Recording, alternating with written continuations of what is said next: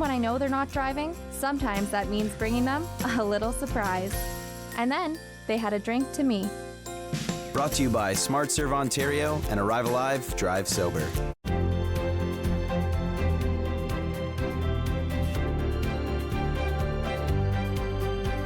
You're watching Rogers TV.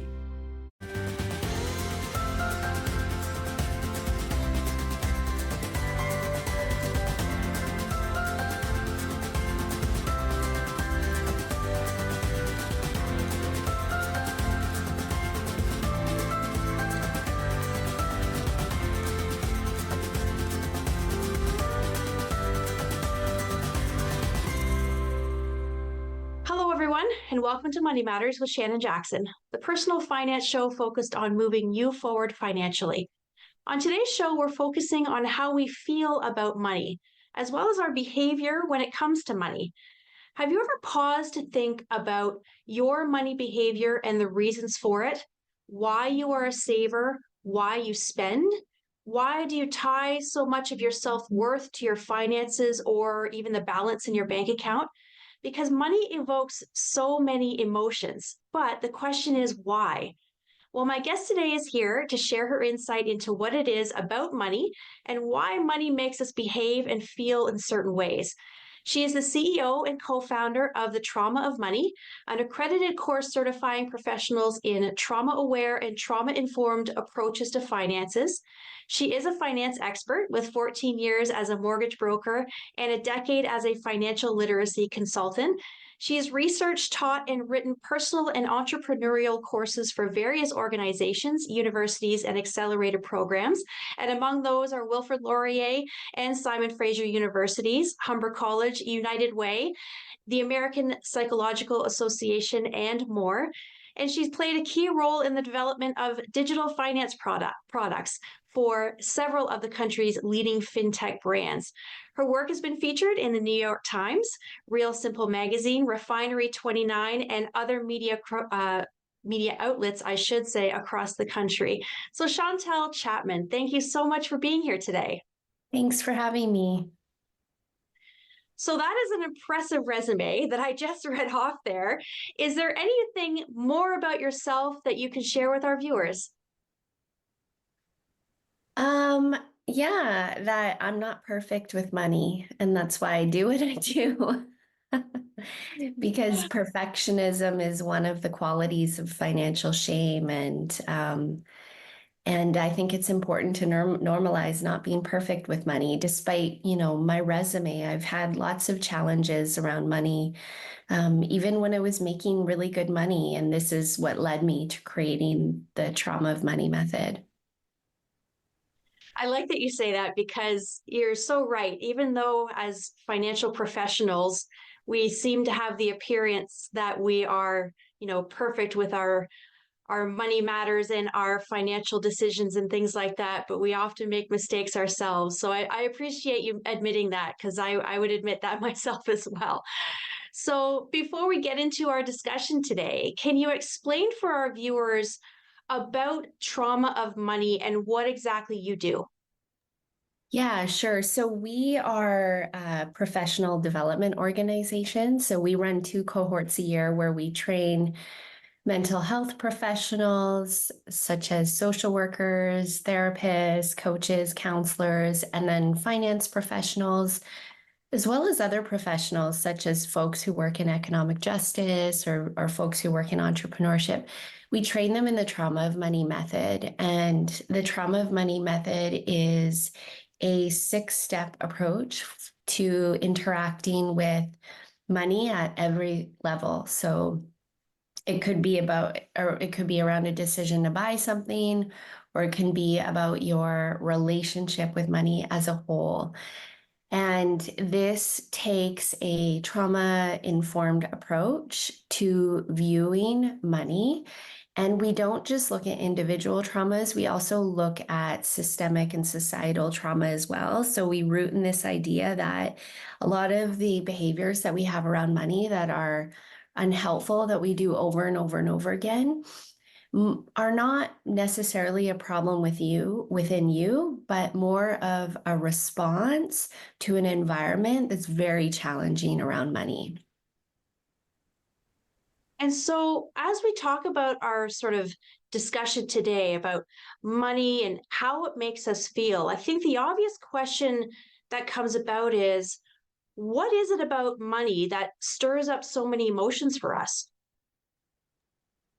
When I was doing the research for trauma of money, I found something very interesting around trauma. And trauma is described, and this is a very, very simple explanation, but trauma is described as a wounding that impacts our security, our sense of safety and security, and our sense of self-worth or worthiness in this world.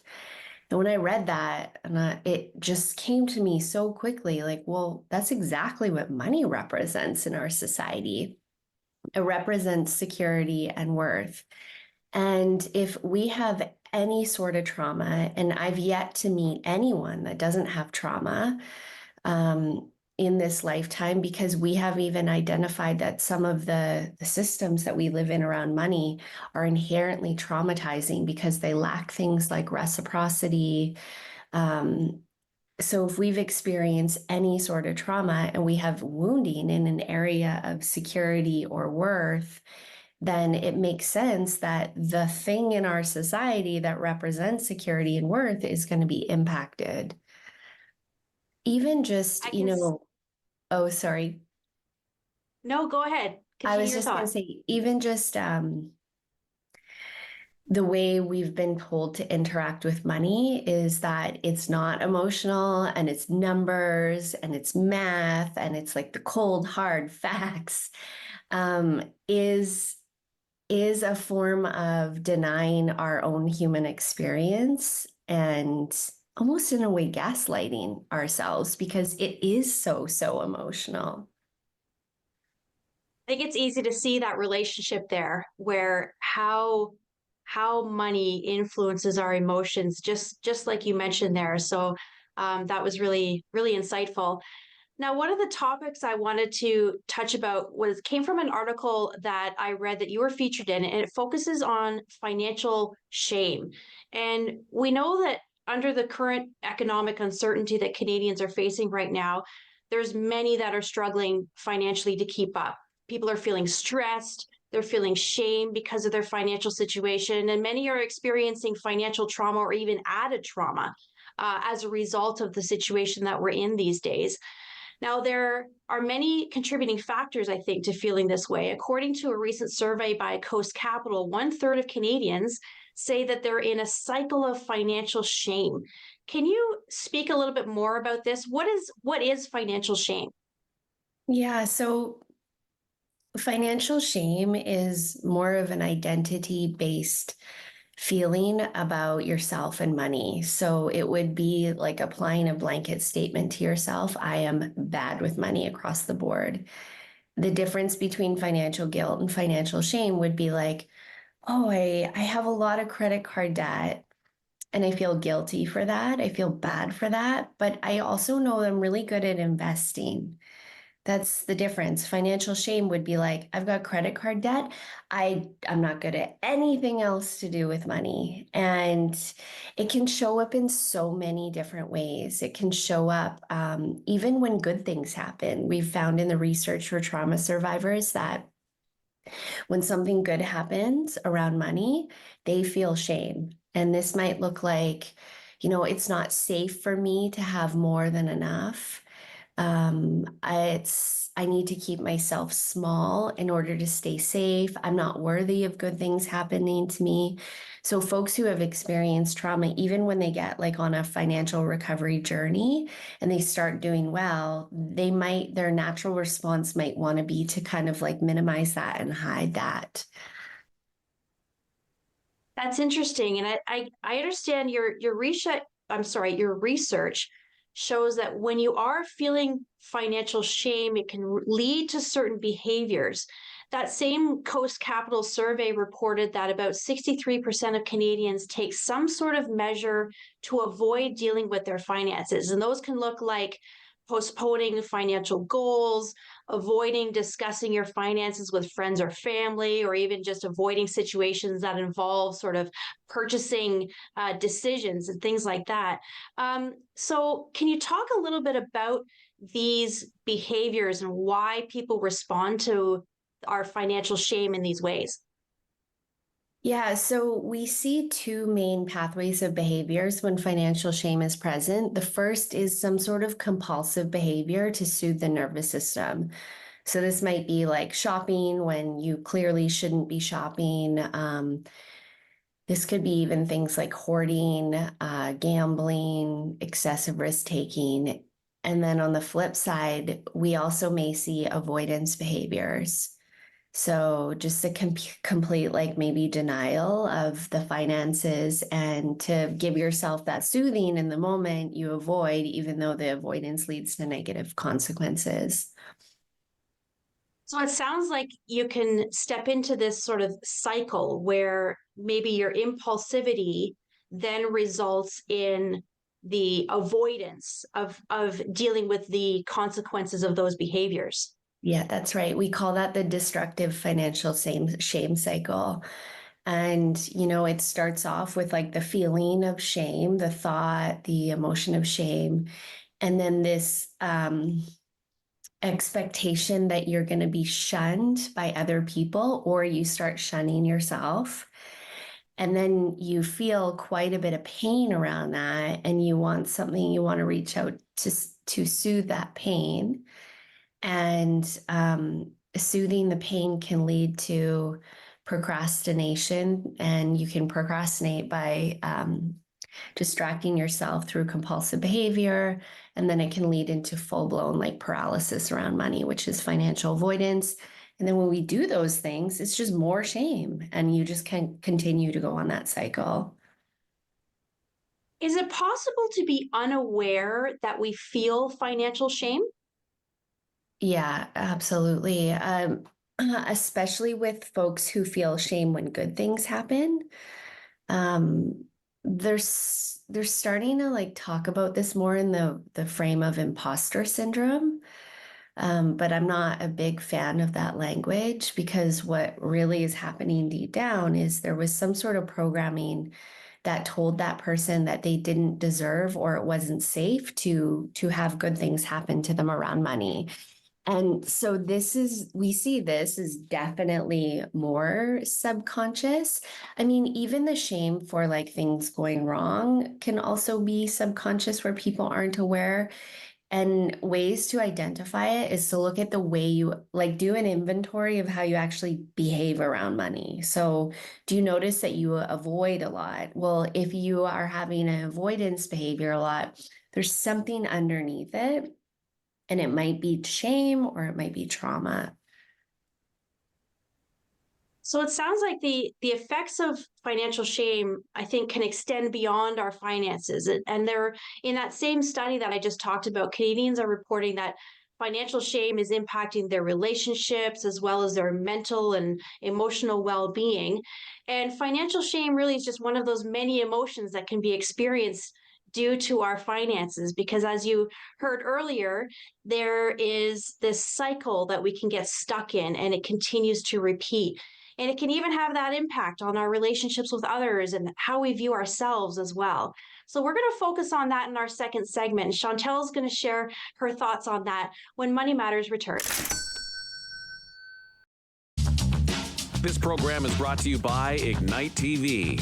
Now you're in command. Visit Rogers.com for more details.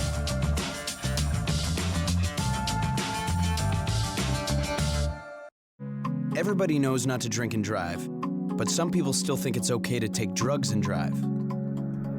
Police have the authority, the ability, and the tools to determine if drivers are impaired by legal or illegal drugs. And because drug-impaired drivers can pose just as great a risk as drunk drivers, they face the same penalties, like the loss of their driver's license, a criminal record, fines, and more.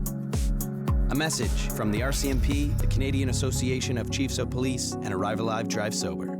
Public transit, garbage pickup, parks and recreation programs, snow removal on your street. How can you stay informed about these and other important local services? Tune to City Council coverage on Rogers TV. See your community leaders at work on Rogers TV City Council coverage. Welcome back to Money Matters with Shannon Jackson.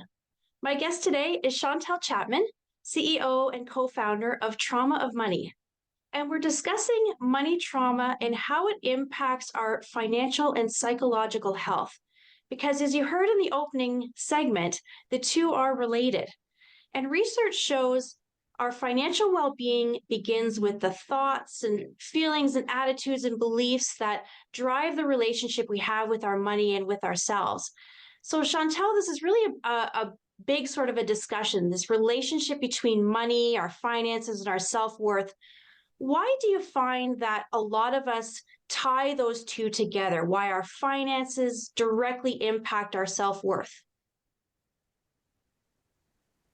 Well, it was what I was saying earlier, because, if someone has experienced some sort of wounding along the way around their self-worth, and this can come from a variety of things. This can come from attachment trauma in childhood, where maybe when you were an infant, you had very busy working parents and there wasn't even enough eye contact. It can come from so many different forms. It can come from bullying in school. It can come from generational trauma. If there's wounding around worth, money in our society represents worth. And unfortunately, there's a very strong narrative in our society that we hear from, that we know that is very much connected to systemic shame, which says that if you have wealth, financial wealth, you have power over others. So you may have saw in the Coast Capital study, there was another stat in there about people comparing how much money they have to other people. And it said that the majority of people believe that others have more than than them.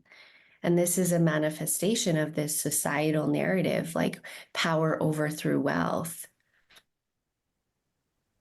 Yeah, you're absolutely right. That feeling of comparison that we have with other people, it's almost subconscious thing that we do to compare ourselves. And if you see someone else that you perceive to be more successful, even if that fact, or even if that isn't true, it definitely has an impact on how we feel about ourselves.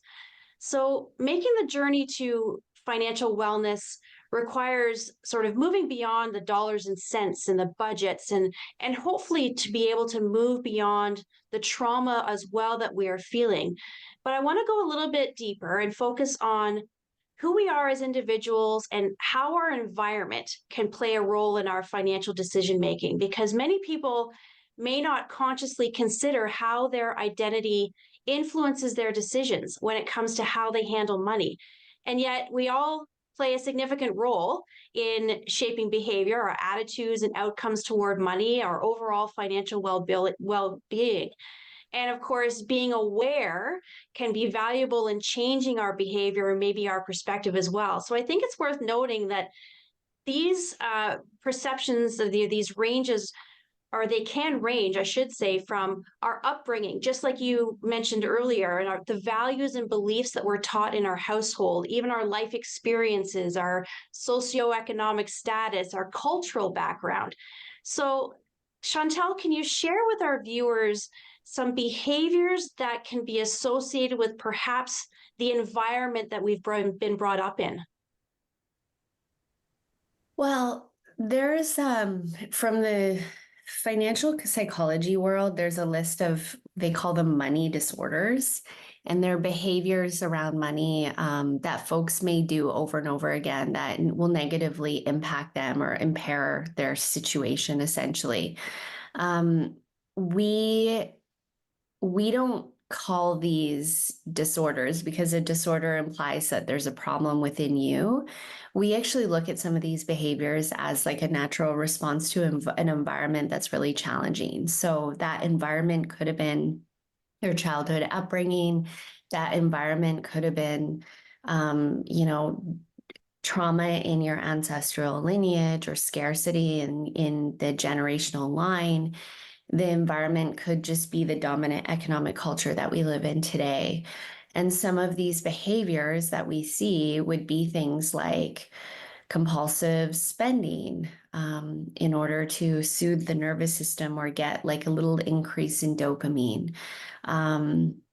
Risk aversion, excessive risk aversion. So there's folks who have been harmed by governments and financial institutions in Canada, and they have a fear of working with those financial institutions. So, we might say, oh, it's really bad that you keep your money under a mattress. Like, shame on you, that's bad. But we might be missing the whole fact that maybe that person comes from an ancestral lineage that's experienced a lot of trauma at the hands of institutions, and there's not trust there, right? We also see a behavior that we call financial fawning. So fawning is a trauma response. So there's like fight, flight, freeze, and fawning is people pleasing.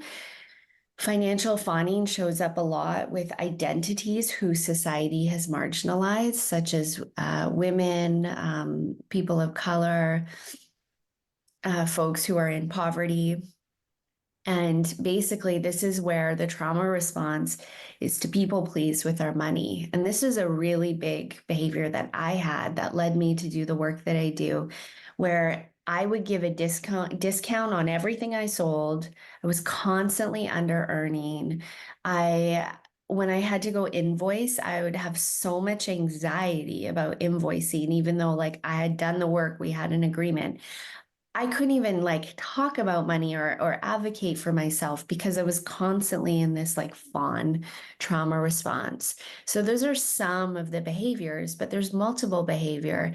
Any behavior that someone is doing over and over again that negatively impacts their relationship with money, that they deem as unhelpful, we would say that that's maybe a money disruption. That may be like a response to environment that is not helpful for you.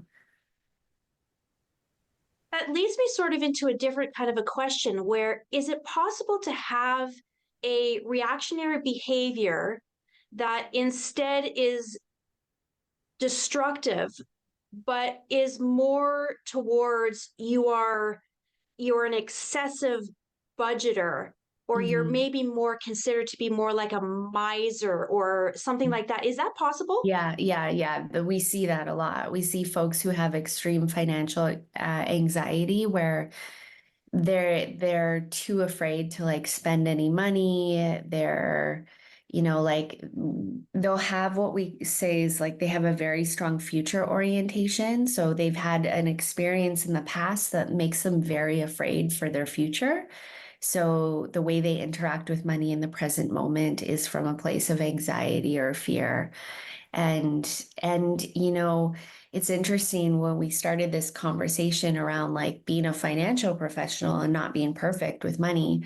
One thing that I do see with a lot of like, especially like financial influencers and people who are out there like doing that work is sometimes they can fall on that side of being really hyper vigilant around money. And this can be because of financial trauma or because of trauma in the past. I do the work that I do because of trauma that I had experienced, and it made me become kind of obsessed with money. And so that's why I always say, like, just because we're deemed an expert in this society doesn't mean that we don't have our challenges with money too. They might not look like the overspending or the no savings. They might look like there's a deficit in another area of our lives because we're so hyper vigilant around money. I think being more self-aware or being more aware of maybe the influences and our behavior when it comes to money matters will certainly prove beneficial to moving you forward financially. And growing your financial literacy skills is also really important. And I know you spent a decade as a financial literacy consultant, so it must be something that you're passionate about. Do you have any advice for those or advice on how we can become more self-aware about our behaviors with money? Yeah. I do want to say, like, awareness is one of the best interventions for doing this work. Sometimes we think like it's not enough to just have awareness, but it's a very powerful intervention. And even just by listening to this content today, you're going to have a new lens for which you show up with your relationship with money. And I invite you to allow yourself to be with that new lens. So when you are about to make a decision, for example, if you want to buy something, we always say, like, what's the why of the buy? Why am I actually buying this? Am I buying this because I'm hungry, angry, lonely, tired? Am I buying this because I'm feeling sad? Or, am I buying this because I'm comparing and I've been influenced? Like, take time and create spaciousness to ask yourself questions. And another question that we use a lot in Trauma of Money, especially around financial shame, is we say, whose shame is this? And by asking ourselves whose shame is this when it comes up, it helps us depersonalize the shame, but it's a form of mindfulness to understand, like, the sources of it, all the external sources that are kind of influencing us, so we can get in a better position to have more agency and choice and be able to elevate our own values of what it means to be wealthy. Earlier, you talked about, or we talked about, how our upbringing is one of those sort of influences or external influences that can affect our relationship with money. So, for the parents who might be watching the show today, do you have any advice for them on how they can be a more positive influence for their children and their attitudes towards money? So the one thing that I always tell parents, well, there's two tips that I always have for parents. And the first is that, especially with younger children, money's too hard of a concept for them to fully understand. So anytime you're trying to teach them about money, the most important thing is to be aware of the state of your nervous system, because children, especially, I mean, any child, but especially younger children, they're going to tune more into the subtle cues of what's happening with your nervous system. So if you're trying to teach them a lesson around money from a place that's caused you pain or frustration, and you're like overly excited and you're activated, all of a sudden that child is going to relate money, mom or dad's activated, right? And there's going to be like heat around that and tension. So we always say, like, before you teach any money lesson to a child, try to be as like neutral as possible with your nervous system. So go and do some like nervous system support for yourself, do some breathing or whatever you need to do before you teach that lesson. The second thing is teach your child how to delay gratification. Very, very important in this day and age where we have so many dopamine producing places to go to, like social media, and having someone learn how to delay gratification is really helpful for the aspects of our brain that we need to work with our money. Well, Chantel, I really appreciate you being here today and sharing all of your advice. For our viewers that want to connect with you or reach out to you, follow you on social media, how can they do that? Yeah, our website is www.thetraumaofmoney.com, and our Instagram is @traumaofmoney. Well, thank you again very much for being here and taking the time to share your advice. And I also want to thank you, our viewers, for watching. Until next time, I'm Shannon Jackson.